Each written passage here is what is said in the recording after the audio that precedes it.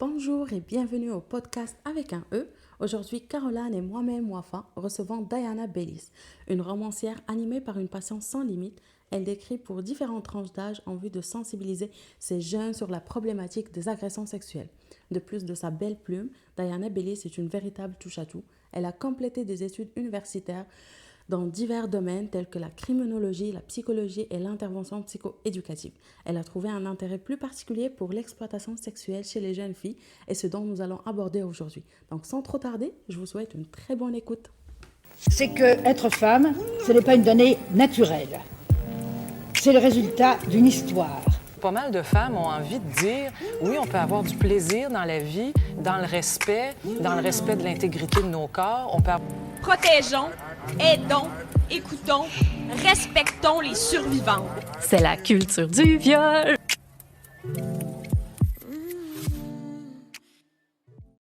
Bonjour Diana, comment allez-vous? Ça va super bien. Merci beaucoup de m'accueillir. Puis de votre côté, comment ça va? Ça va bien, merci. Ça va super bien. Donc, on va commencer un petit peu avec une mise en contexte. Comment tu te décrirais en général? Mon Dieu, comment je me décrirais en général? La grosse question. Moi, je suis une personne qui est du genre à vraiment vouloir beaucoup aider les gens dans la vie. Avant, j'étais intervenant psychosocial, puis je travaillais beaucoup à aider, par exemple, les jeunes à se sortir des gangs de rue puis de l'exploitation sexuelle. Puis lorsque ça s'est terminé pour moi, cette partie-là de ma vie, là, si je peux m'exprimer de cette façon-là, moi, j'avais vraiment beaucoup le goût de continuer à aider les gens. C'est juste que j'avais envie de le faire d'une façon qui était beaucoup plus proche de moi. Parce que moi, je suis dans la vie une personne qui est vraiment très, très introvertie. Puis j'ai toujours voulu écrire. Fait que là, c'est vraiment de cette façon-là que je continue de faire de l'intervention auprès de ma clientèle, là, qui ont toujours été les ados. Donc, c'est vraiment par le biais de l'écriture que je le fais désormais. Donc, je pense que ça résume un petit peu bien là, quelques notions à propos de moi. Puis, est-ce que tu peux nous parler un peu de ton parcours? Oui, en fait, moi, qu'est-ce que j'ai fait, c'est que j'ai étudié à l'Université de Montréal. J'ai fait un premier baccalauréat en psychologie. Puis après ça, lorsque ça a été terminé, j'ai travaillé un petit peu dans les prisons, à aller donner des ateliers à des hommes, par exemple, en prévention de la violence conjugale, des choses comme ça. Puis ensuite, j'ai fait un autre baccalauréat par cumul, là, en intervention auprès des jeunes, intervention psychoéducative, puis en criminologie. Puis après ça, c'est comme ça que ça m'a amené à travailler auprès des jeunes dans les gangs de rue puis qui subissaient l'exploitation sexuelle dans le fond. OK.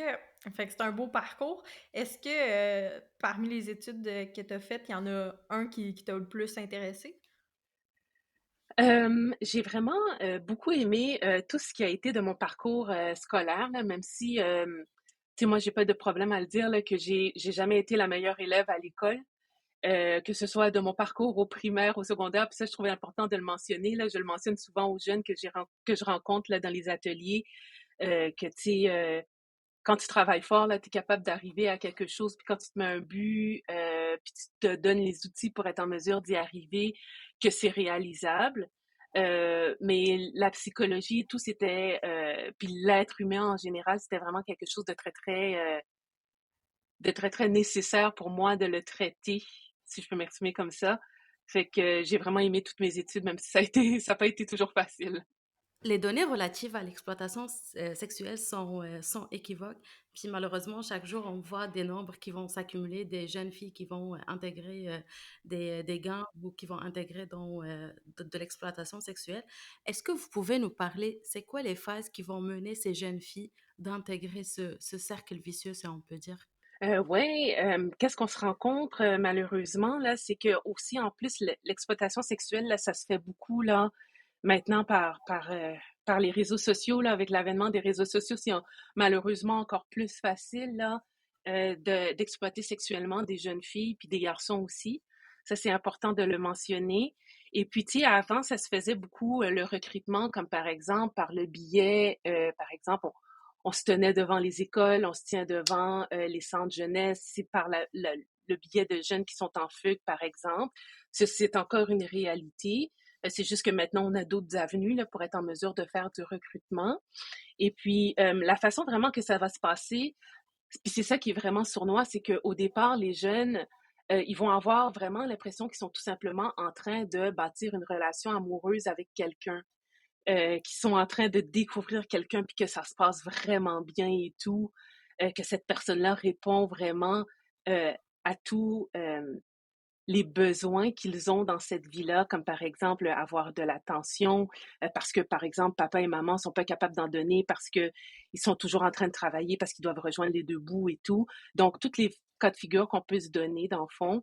Puis après ça, à un moment donné, il va y avoir un point de cassure, si je peux m'exprimer comme ça, où est-ce que notre fameux chum ou notre fameuse la personne avec laquelle on est en train de bâtir une relation, elle va avoir besoin d'un coup de main. Puis après ça, tranquillement, pas vite, la sexualité, elle va entrer là-dedans. Puis quand on va être rendu dans ce monde-là, à un moment donné, on va arriver à un point où est-ce qu'on se dit, ben, est-ce que je continue ou est-ce que j'arrête? Puis là-dedans, on va voir qu'il y a beaucoup de jeunes filles aussi qui vont continuer parce que lorsque elles sont dans ce monde-là, même s'il y a beaucoup, beaucoup, beaucoup de négatifs, puis c'est ça qui est triste, c'est qu'elles sont en mesure de trouver quelque chose qui répond à qu'est-ce qu'elles ont besoin. Donc, malheureusement, c'est un processus qui se ressemble vraiment beaucoup, beaucoup d'une jeune à l'autre ou d'un jeune à un autre parce que ça répond à un besoin. Puis, tu sais, les personnes qui font ce recrutement-là par les gangs de rue, mon Dieu, ce sont tellement des personnes qui sont intelligentes, puis s'ils utilisaient cette intelligence-là à bon escient, ben, ce serait vraiment le fun.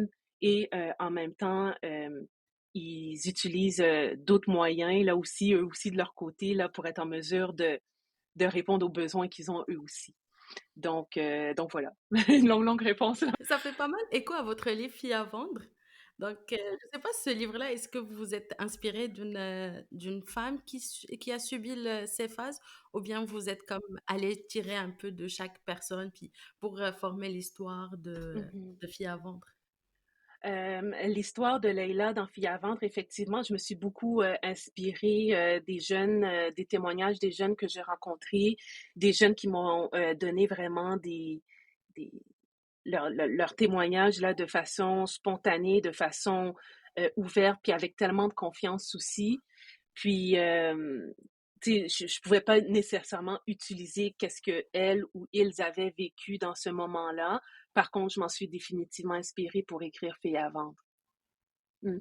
Puis est-ce que c'était difficile de justement comme essayer mais pas retranscrire, mais de mettre Mm. ces mots-là sur papier, puis qui parlent de la vie que plusieurs femmes ont vécue? Euh, oui, c'est sûr que c'est difficile parce que quand on écrit des romans dans la collection Tabou, là, du moins mes romans dans cette collection-là, ce sont tous des romans qui sont, mon Dieu, assez noirs, qui racontent des choses assez difficiles. Donc, c'est sûr que c'est difficile de les écrire, puis des fois, je dois prendre des pauses parce que je m'écœure moi-même dans qu'est-ce que j'écris.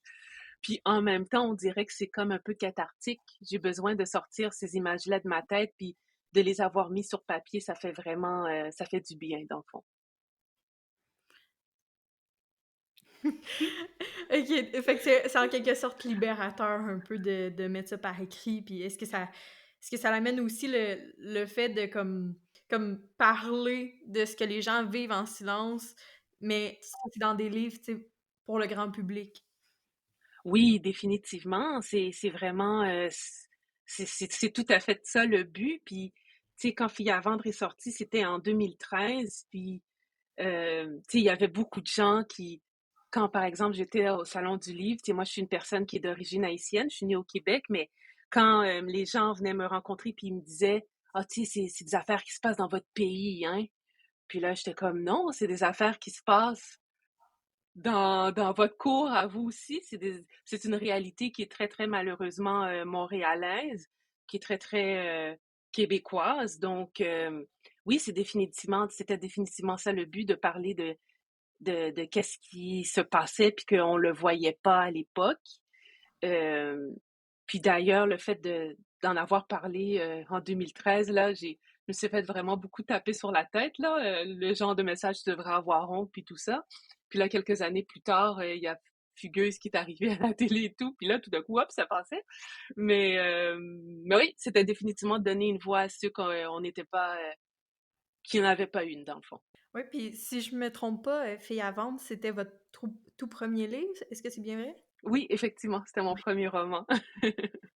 Puis vu les commentaires des fois négatifs qui remontaient à la surface, est-ce que ça vous a un peu, freiné pour par la suite écrire les autres livres ou ça vous a encouragé? Ça m'a encouragée. Ça m'a encouragée définitivement parce que l'écriture, là, ça a toujours été pour moi une façon de crier, là, comme je dis souvent, euh, de mettre sur papier puis de exprimer qu'est-ce que je savais pas toujours nécessairement exprimer de vive voix. Donc, ça m'a définitivement encouragée à me dire que euh, si les gens sont si sidérés d'entendre parler de ces choses-là, ben attendez, je vais vous parler aussi d'agression sexuelle puis de consentement. Je vais vous parler aussi de cyberprédation, des choses comme ça.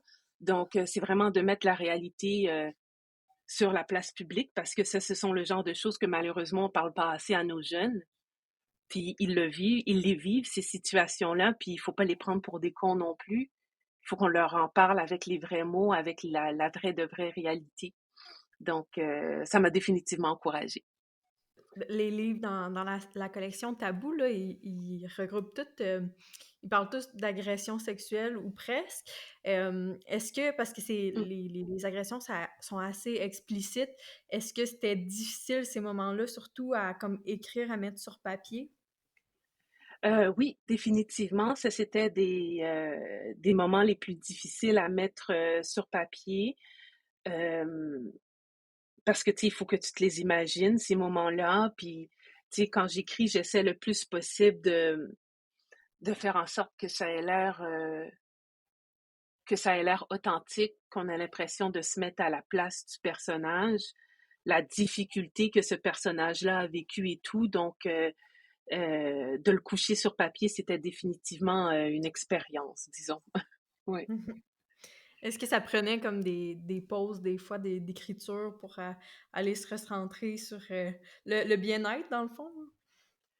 Oui, définitivement. Puis ça, c'est important de prendre le temps de se recentrer sur le bien-être, surtout quand on écrit sur des sujets comme ça, qui sont vraiment difficiles, qui sont vraiment crus.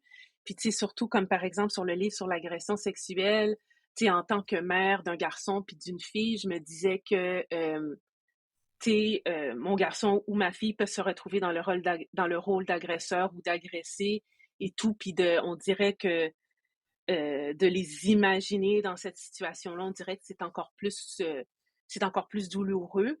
Et en même temps, tu vois plus la nécessité de les écrire, ces mots-là, pour que ils en apprennent, pas tout de suite parce qu'ils sont encore jeunes, mais pour qu'ils en apprennent de ces termes-là, puis de ces situations-là, puis qu'ils se disent, ben, je vais y penser à deux fois la prochaine fois quand, par exemple, je demande à un garçon s'il veut que je l'embrasse, par exemple, puis il dit rien, ben le silence, ça veut rien dire, c'est pas une réponse. Fait que c'était tout d'autant plus important. Ça nous emmène aussi au concept du consentement. Donc, qu'est-ce que vous voulez porter comme message à votre livre Non, c'est non, dans votre livre, pardon. Euh, ouais. Euh, Avec Non, c'est non, là, d'abord et avant tout, il y a une jeune fille qui, après avoir lu Fille à vendre, m'a écrit un message pour me dire que ça l'avait vraiment touchée puis qu'elle aurait vraiment beaucoup aimé ça, que j'écrive son histoire. Donc, c'est vraiment comme ça que ça a commencé pour Non, c'est non. Puis aussi, en parallèle à ça, je donnais des ateliers dans les écoles. Puis je me rendais compte que la notion de consentement, c'était pas clair du tout, du tout, du tout, du tout, du tout, du tout pour nos jeunes. Puis je me suis dit, j'ai pas le choix, il va falloir que je mette quelque chose sur papier là, à ce niveau-là. Puis encore aujourd'hui, là, comme la semaine dernière, là, je rencontrais d'autres jeunes, puis euh, c'est là que je me rends compte qu'il y a certains mythes, là, si on peut les dire comme ça, là, que ça a la vie dure, là, puis que ça continue, puis que ça continue, puis que nos jeunes de 12, 13, 14 ans, ils continuent penser ces choses-là, que c'est correct comme ça et tout, ça me sidère. Donc, ça faisait en sorte que je me disais, ben, ce message-là, il est d'autant plus important, là. Le message du consentement, puis de l'agression sexuelle et tout, puis que c'est pas nécessairement aussi juste dans l'idée que c'est parce que t'es attaché à un lit, puis que tu pouvais rien faire, puis tout ça. C'est très, très romantisé, si je peux m'exprimer comme ça, là, l'image qu'ils ont de ces situations-là. Donc, c'était d'autant plus important pour moi d'en parler aussi. Puis dans le livre aussi, on voit bien les conséquences que ça a sur la personne victime, que de tout traverser, ce qui est procédure judiciaire, trousses médico-légales. Est-ce que Oui. ça faisait partie un peu de ce que vous dites que dans le fond, vous avez quelqu'un qui vous a approché pour vous parler de ça? Est-ce qu'elle elle vous a beaucoup aidé dans cette Mm. description de ces procédures-là? En fait, la jeune fille qui avait communiqué avec moi, elle n'avait pas porté plainte à la suite de de cet événement-là qui avait pris place dans sa vie. Puis, puis elle me disait beaucoup qu'elle aurait aimé ça le faire. Fait que c'est pour ça que j'ai décidé d'ajouter cette partie-là à l'histoire. Puis j'ai eu de l'aide d'un organisme, mon Dieu, honte à moi, dont je me souviens plus du nom. Peut-être que je pourrais regarder vite, vite. Non, c'est non. On en parle un petit peu à la fin du roman, là, parce qu'il y a vraiment beaucoup de... On prend le temps de mettre des ressources à la fin de chaque roman, parce qu'on on s'est rendu compte évidemment qu'il y a beaucoup de jeunes là, qui se reconnaissaient là, dans qu'est-ce qu'ils vivaient, dans qu'est-ce que les personnages vivaient dans ce roman-là. Non, mais c'est un organisme, là, ça fait longtemps que je l'ai écrit ce livre-là, mais c'est un organisme là, qui était spécialisé en l'aide des victimes, des personnes qui sont victimes d'agressions sexuelles et tout. Donc, c'est vraiment avec eux aussi que j'ai écrit tout ce qui a été des ressources à la fin et tout pour que ce soit vraiment le plus, comment dire, pointu possible, là, si je peux m'exprimer de cette façon-là. Mhm.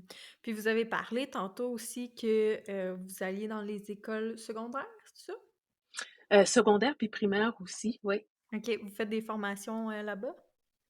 Ben, en fait, qu'est-ce qu'on fait? C'est que bien souvent, les jeunes, tu sais, quand tu écris des romans comme ça peut laisser vraiment beaucoup de choses dans la tête des jeunes. Puis quand j'ai sorti Fille avant, je me suis dit, puis je recevais beaucoup de messages des jeunes et tout, puis je me suis dit, mon Dieu, je peux pas les laisser juste avec toutes les bombes là que je laisse dans ce roman-là, puis qu'ils se disent, my God, je me reconnais, qu'est-ce que je fais avec ça, qu'est-ce que je fais avec ça? Fait que là, je me suis dit que ce serait le fun d'aller en parler dans les écoles et tout. Puis là, on a aussi un programme qui s'appelle la culture à l'école, où est-ce qu'on peut inviter des auteurs à venir jaser avec nous dans les écoles. Fait que j'ai pris cette voie détournée-là là, pour dire que si vous avez envie que je vienne vous parler des gangs de rue, de l'exploitation sexuelle, des choses comme ça, ben c'est possible de le faire, puis de le faire en plus au travers d'un roman, puis un roman au travers d'une collection aussi que les jeunes, ils apprécient vraiment beaucoup. Donc, c'est comme ça que j'ai réussi. Je continue de faire un petit peu de la prévention avec le livre, puis en même temps avec les ateliers là, d'enfants. C'est de là qu'est venue l'idée d'écrire des livres à tranche d'âge pour essayer d'aller chercher le plus, de vraiment toucher les jeunes du primaire, puis les jeunes secondaires, puis vraiment passer le message adéquatement pour eux ou... Ah, ben c'est une bonne question. Ben, en fait, quand j'ai commencé à écrire, là, moi, là, qu'est-ce que je voulais faire? C'était écrire des romans pour les adultes, des romans d'amour à l'eau de rose. Puis quand j'ai commencé à envoyer des manuscrits dans les maisons d'édition, tu sais, de Mortagne, ils m'ont dit, écoute, on a vu ton manuscrit, là, mais tu sais, on n'aime pas vraiment ça, là. Qu'est-ce qui nous intéresse, c'est que tu travaillais avec des jeunes dans les gangs de rue, puis à l'époque, la collection Tabou, elle était toute jeune. Puis c'est comme ça que j'ai commencé, après une demande, que j'ai commencé à écrire pour les jeunes. Puis définitivement, je me suis dit, ah ben, tu sais, je sais pas pourquoi j'y avais jamais pensé, là, mais c'était vraiment une manière de continuer de rejoindre les jeunes. Puis un petit peu plus tard, quand j'ai eu moi-même des enfants, puis qu'ils commençaient à me parler de choses qui se passaient à l'école, puis tout ça, je me suis dit, ouais, on dirait qu'il y a un petit manquement là. Fait que je me suis dit, ben, faudrait que tu écrives un livre là-dessus aussi. Fait que c'est comme ça, par exemple, que j'ai écrit le livre aussi Kélan et les papillons du cœur, qui s'adresse vraiment aux jeunes du primaire, puis où est-ce que je parle de consentement, mais vraiment comme à leur mesure. Puis je pense que c'est vraiment important de parler de ces sujets-là le plus rapidement possible pour que ça devienne une évidence pour nos jeunes qui vont devenir des ados, puis qui vont devenir des adultes, puis qui vont être confrontés à certaines situations. Donc, ouais, ouais, voilà. J'ai une question un peu déviée, là, mais en lisant vos livres, j'ai remarqué que comme le plus ancien, soit Filles à vendre, versus ceux qui sont un peu plus récents, sont beaucoup plus décrits. Est-ce que c'est l'évolution de l'écriture ou c'était volontaire en quelque sorte? Je pense que c'était peut-être un petit peu des deux. Je pense que définitivement, là, il y a une évolution dans l'écriture. En tout cas, j'espère. Parce que quand j'écris Fille à vendre, des fois, tu sais, je le feuillette, puis je me dis, mon Dieu, il me semble que j'aurais dû changer telle affaire, telle affaire, telle affaire. Mais je pense il y a définitivement une évolution, ouais. Puis le désir toujours de faire en sorte que chaque personne, là, quand ils vont prendre le temps de lire ces romans-là, ben, qu'ils vont se sentir interpellés. Puis la meilleure façon de le faire, c'est vraiment en décrivant le plus adéquatement possible qu'est-ce que le personnage vit. Ça serait quoi le livre que vous préférez le plus dans votre collection? Le plus proche à vous? Oh mon Dieu, c'est comme me demander c'est lequel de mes enfants que je préfère. Euh, je pense que dans la collection Tabou, du moins, là, je pense que j'irais définitivement avec le roman Nympho. Euh, Nympho qui parle du trouble compulsionnel, du trouble sexuel. En tout cas, je m'en souviens jamais exactement du terme là, exact, mais c'est qui parle de l'addiction à la sexualité là, pour faire ça plus simple là.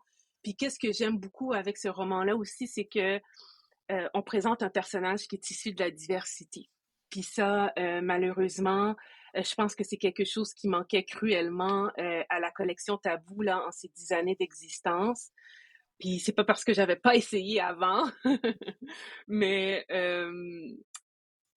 je pense que c'est vraiment celui-là qui est mon préféré parce que aussi, bon, on présente la diversité, oui, mais en même temps aussi, il y avait une personne de mon entourage qui a vécu une problématique de ce genre-là, puis qui elle se faisait juste dire, ben voyons donc, tu sais, t'aimes ça le sexe, puis so what, c'est correct là, puis mais tu sais, on se rend compte que évidemment la problématique elle va beaucoup plus loin que ça.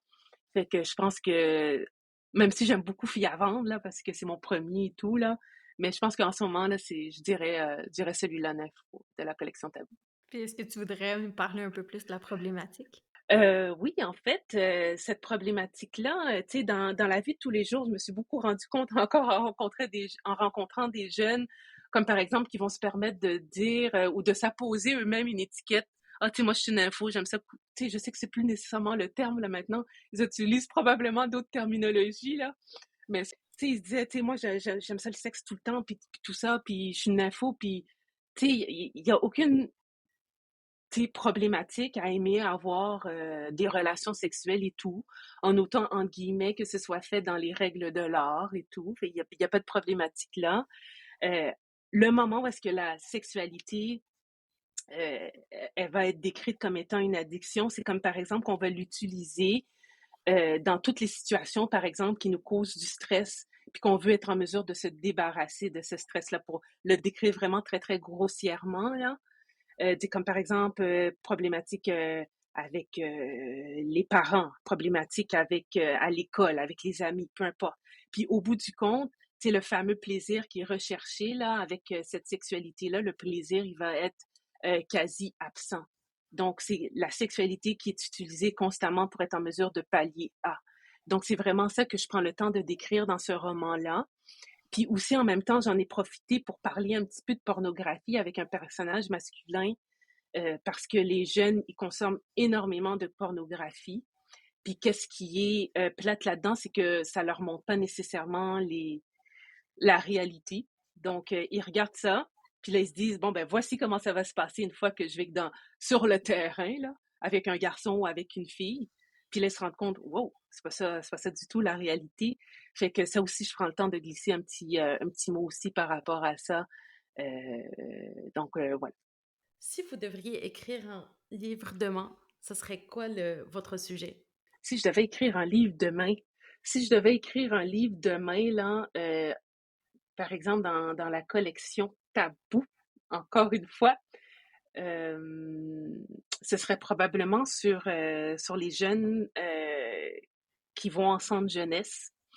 Parce qu'il y a l'année passée, je suis allée rencontrer les jeunes au centre jeunesse de Laval pour leur parler de ces romans-là, justement dans la collection Tabou et tout. Puis ils me disaient, Madame, on aimerait vraiment ça là, que vous écriviez comment est-ce que ça se passe pour nous dans les centres jeunesse et tout. Puis, mon Dieu, je les ai tenus au mot, là, puis je suis en train de l'écrire. Là. Je me suis dit, let's go, là, on va l'écrire, là. Puis, je sentais vraiment qu'ils avaient besoin que leur réalité, là, elle soit présentée, là, puis qu'elle soit présentée sans, tu sais, vraiment, c'est ça, là, sans censure, là, puis sans essayer de rendre ça plus beau que ça l'est vraiment, là. Fait que voilà. Puis quand vous avez des demandes comme celle-là pour faire des livres sur, par exemple, les centres jeunesse, est-ce que vous allez faire un, voyons, comme une enquête terrain, si on veut, pour avancer vos... Ouais, définitivement, il y a toujours une petite partie là où est-ce que je prends le temps d'aller rechercher le plus de témoignages possible. Puis tu sais, comme par exemple dans cette situation-là, tu sais, j'ai eu la chance de parler avec ces jeunes-là, mais tu sais, j'essaie aussi de discuter avec des intervenants en centre jeunesse et tout. Puis tu sais, l'internet c'est une mine d'informations. On peut aller chercher beaucoup de témoignages encore là-dessus et tout. Puis avec toutes ces informations-là, ça me permet vraiment de me dire bon ben selon moi, voici la meilleure façon de raconter l'histoire d'un jeune dans les centres jeunesse, par exemple. Mm. Puis est-ce que les gens sont ouverts, justement, à ce que vous ayez voir un peu leur milieu, puis l'envers du décor? Non, pas tout le temps. Pas tout le temps, non. Ils sont pas toujours. Puis, tu sais, pour des raisons de protection aussi de notre jeunesse aussi, là, ça, on se le cachera pas évidemment, ce qui est très, très important. Donc, tu sais, comme par exemple pour les intervenants, ben, je les rencontre pas nécessairement, tu sais, sur les lieux de travail. Tu sais, on va prendre un petit café et tout pour être en mesure de recueillir l'information. Mais il y a toujours moyen de la trouver. Puis je trouve que c'est important parce que il faut que ça représente au mieux la réalité. Puis ça, c'est vraiment quelque chose que je veux faire le plus possible. Tu sais, je veux pas juste écrire pour écrire, surtout quand c'est des sujets comme ça. Je veux vraiment faire en sorte que les personnes qui la vivent, cette situation-là, elles se disent, ouais, c'est exactement ça. Fait que, Mhm. Puis tu dis, tu veux que les gens se disent, ouais, c'est exactement ça. Est-ce que tu as déjà eu des retours positifs ou au contraire de ceux négatifs que tu as pu avoir? je pense que j'ai vraiment de la chance, là. J'ai eu vraiment beaucoup de retours positifs, là, sur le contenu des romans. Le négatif, là, c'est surtout du genre que, par exemple, les pages de couverture des romans sont beaucoup trop explicites, puis que à la lecture, les gens ils se disent que je donne des idées aux jeunes de comment faire certaines choses, puis et pourtant ils n'ont pas besoin d'un roman pour ça. C'est la réalité qu'ils vivent déjà, puis mon Dieu, comment dire, sont capables de s'inspirer eux-mêmes. Je sais pas si c'est la bonne façon de le dire, là, mais c'est surtout de cette nature-là que j'ai des commentaires négatifs, puis, tu sais, ceux-là, ils me passent 6 pieds au-dessus de la tête, puis je pense que le travail que je fais avec les romans, par exemple, dans la collection Tabou, juste avoir des jeunes qui me disent merci, madame, de l'avoir écrit, merci d'avoir représenté notre réalité, là, ça, c'est vraiment tout l'or du monde, fait que c'est clair que je continue quand même. Wow! Ben, c'est sûr que juste nous autres, ben, je parle pour Wafa aussi, là, mais on a lu 3 de vos livres, puis on les a trouvés très, très, très véridiques, justement, détaillés et véridiques. Oui. Est-ce que ça fait longtemps que vous êtes sur ce dernier projet-là? Ça a commencé à la fin, à la fin de 2022, là, si je me souviens bien. Donc, c'est relativement récent. Puis tu sais, j'écris tellement de choses en même temps aussi, ce qui fait en sorte que des fois, il y en a qui prennent un peu pas le bord, mais qui sont comme mis sur le back burner, là, si je peux m'exprimer de cette façon-là. Mais c'est sûr que j'aimerais ça qu'il soit terminé, là. Ben, il est terminé, c'est juste qu'il faut que je le relise comme du monde là, avant de l'envoyer à mon éditrice. Fait que, tu sais, avec un petit peu de chance, ce serait pour bientôt. Est-ce que ça t'arrive d'écrire plusieurs livres en même temps? Oui, trop de livres en même temps. On dirait que je suis pas capable de m'arrêter, j'ai toujours trop d'idées dans ma tête. Puis là, je me dis, oh oui, ça serait bon. Puis là, je me mets à écrire. Puis, tu sais, aussi, quand tu sais, t'as plusieurs contrats à la fois et tout, fait que ça fait en sorte que t'as pas le choix d'écrire plusieurs choses en même temps. Mais, tu sais, je me plains pas, là. J'adore qu'est-ce que je fais, là. Tu sais, moi, de me dire que je vais me lever le matin, puis je vais aller m'installer devant mon ordinateur pour écrire des livres. C'est comme c'était mon rêve de petite fille, là. Fait que je suis vraiment, je suis choyée, là. J'ai vraiment pas à me plaindre. Puis pour ceux qui ont l'âme d'écrivaine comme toi, est-ce que c'est un horaire flexible? Est-ce que tu travailles à chaque jour ou Tu sais, des fois, on a un petit peu l'impression qu'on peut juste dire, ah ben, tu sais, je vais attendre que l'inspiration, elle vient, puis là, à partir de ce moment-là, je vais me mettre à écrire. Mais c'est vraiment une vraie de vraie job, comme n'importe laquelle. Tu sais, comme par exemple, je veux pas dire que je fais du 9 à 5, là, parce que ce serait pas vrai, mais il faut vraiment que tu mettes autant de temps là-dessus que tu mettrais, comme par exemple, pour une job que tu sors de la maison. Moi, je fais facilement, là, en ce moment, surtout en ce moment parce que je suis vraiment occupée, une 50 heures, une cinquantaine d'heures à propos de mon écriture, ça c'est sûr et certain. Donc, tu sais, il y a vraiment tout un gros processus là qui vient avec ça. Oui, tu écris le livre, mais après ça, quand tu reçois les nouvelles de ton éditeur puis de ton ou ta directrice littéraire, ben, ça fait en sorte qu'il y a vraiment tout un long processus qui vient au bout de ça, pour en venir à bout là, de l'avoir, ton roman, sur le marché. Donc, oui, tu peux avoir un horaire flexible, mais il faut vraiment que tu aies beaucoup de discipline aussi pour être capable d'y arriver. puis si on pouvait, autre que la sortie de ton livre là, qu'on espère avoir bientôt, si on pouvait te souhaiter quelque chose, qu'est-ce qu'on te souhaiterait pour la fin? C'est pas possible, mais tu sais, plus d'heures dans une journée, ce serait vraiment le fun. Non, mais sérieusement, ce serait juste de dire que je peux encore continuer de le faire tout simplement, puis qu'il y a encore du monde qui vont avoir le goût de lire mes histoires. Je pense que ça, je le prendrais bien. Ah ben j'ai aucun doute que ça va arriver parce que vous avez un très bon talent pour l'écriture. Oh, merci. Ben merci d'être venu à notre podcast. Ben, ça me fait vraiment plaisir. Merci à vous d'avoir pensé à moi pour ça. Ça fait vraiment super plaisir.